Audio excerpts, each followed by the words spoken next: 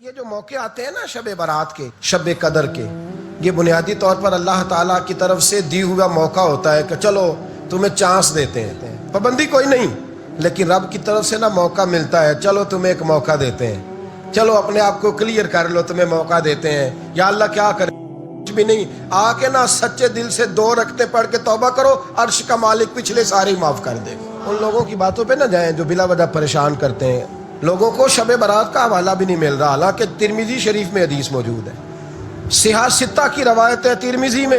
پہلے کہتے ہیں سیاہ ستہ سے دکھاؤ، جب سیاہ ستہ سے مل گئی تو اب اور کدھر جانا ہے؟ اور ابن ماجہ میں موجود ہے مولا علی کی روایت، اور ذرا ترتیب دیکھیے گا، یہ ترمذی کی حدیث ہے، امام ترمذی نے تو پورا باب باندھا ہے 15ویں شعبان پر، پورا باب۔ اب تمہاری مرضی ہے اگر تم نہیں بات کو سمجھنا چاہتے، لیکن میں نے پہلے بھی کہا تھا، پھر کہتا ہوں، اگر ہمیں کوئی شخص کہتا ہے کہ شب برات کو اٹھ کے نفل نہ پڑھو، تو بھائی نفل ہم نے پڑھنے اللہ کی رضا کے لیے، ہمیں کسی بندے سے ڈگری لینے کی ضرورت نہیں، نہ تو ہمارے اور رب کے درمیان معاذ اللہ کوئی وسیلہ ہے کہ تو کہے گا تو پڑھیں گے، جب دل کرے گا پڑھیں گے، اور جتنے دل کرے گا پڑھیں گے۔ ہم تو نفل کہہ رہے ہیں اس کو، ہم نے کب کہا ہے ضروری ہے جو عشاء پڑھ کے سو جائے فجر تک سویا رہے، ہم اس کو گناہگار نہیں کہہ رہے، لیکن یہ ضرور کہیں گے کہ گولڈن چانس مس کر دیا اس نے، چانس مس کیا ہے، یہ تو اللہ کی رحمت کا موقع تھا۔ حضرت سیدہ عائشہ صدیقہ رضی اللہ تعالی عنہا ارشاد فرماتی ہیں کہ شعبان کی 15ویں رات تھی، یعنی شب برات کی رات، فرماتی ہیں شعبان کی 15ویں رات تھی، میں نے اچانک نظر ڈالی تو حضور میرے بستر میں تھے، پھر میری نظر پڑی تو حضور نہیں تھے، میرے دل میں گمان آیا، خیال آیا کہ شاید کسی اور زوجہ کی طرف حضور کا میلان تباہ ہو گیا ہو، وہاں تشریف لے گئے ہوں۔ فرماتی میں اٹھی باہر گئی تو نبی کریم علیہ السلام جنت البقیع میں تھے، قریب ایک جگہ پہ حضور دعائیں مانگ رہے تھے۔ فرماتے میں گیا تو حضور فرمانے لگے، ابو بکر کی بیٹی تو نے کیا گمان کیا کہ اللہ کا رسول تیری حق تلفی کرے گا؟ عرض کی حضور آپ مالک ہیں، کہیں اور جانا چاہیں تو میری طرف سے پابندی نہیں۔ کہتی ہے وہاں کھڑے کھڑے میرے رسول کریم نے بیان فرمایا، یہ ترمذی کے لفظ ہیں، حضور نے فرمایا عائشہ یہ شعبان کی 15ویں رات ہے، مدینے میں سب سے زیادہ بکریاں بنو کلب کا قبیلہ پالتا تھا، فرمایا آج کی رات بنو کلب کے قبیلے کی بکریوں کی تعداد کے مطابق اللہ میری امت کے لوگوں کی بخشی فرما دے گا۔ یہ وہ رات ہے۔ جناب عائشہ صدیقہ رضی اللہ تعالی عنہ نے بات رات کو سنی تنہائی میں نبی پاک سے، رات کو تنہائی میں حضور سے سنی، سویرے جناب عائشہ نے کل امت کو بتائی۔ اگر یہ بات اہمیت والی نہ ہوتی تو بی بی صاحبہ آگے روایت کرتی، یہ کتابوں میں آتی، یہ لوگوں کو بتاتی۔ حضرت عائشہ نے روایت کیا اور مولا علی شیر خدا نے تو کھل کے کہا، ابن ماجہ میں حضرت علی سے پیار کرنے والوں کے لیے الگ عنوان، مولا علی نے کھل کے فرمایا شعبان کی 15ویں رات کو رات عبادت کرنا اور سویرے روزہ رکھنا۔ حضرت علی کے لفظ بائی نہیں سیاستہ میں، رات کو روز عبادت کرنا، دن کو روزہ رکھنا۔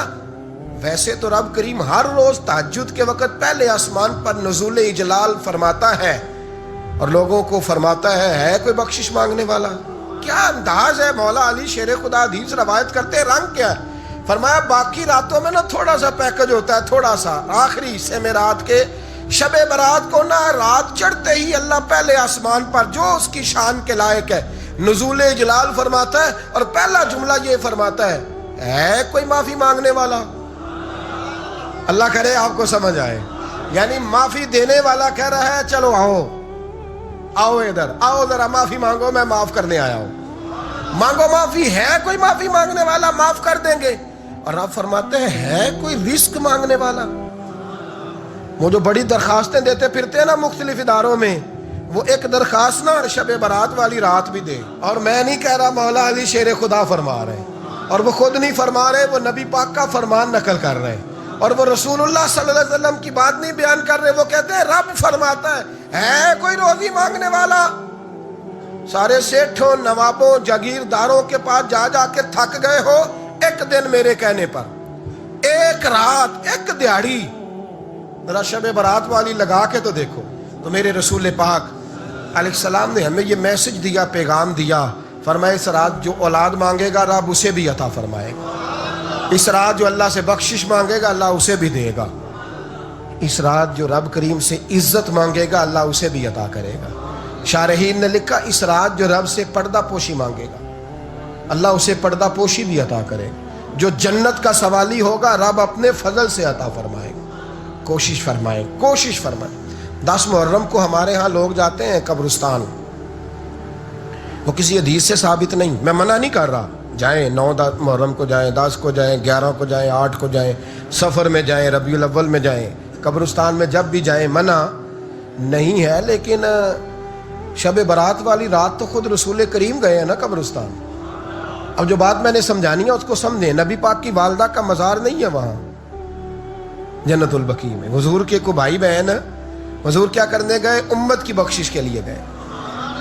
شب برات کی رات لالچی نہ بنے کہ صرف میں نے اپنے لیے روزی مانگنی ہے. کل امت کے لیے مانگے رب کریم سے.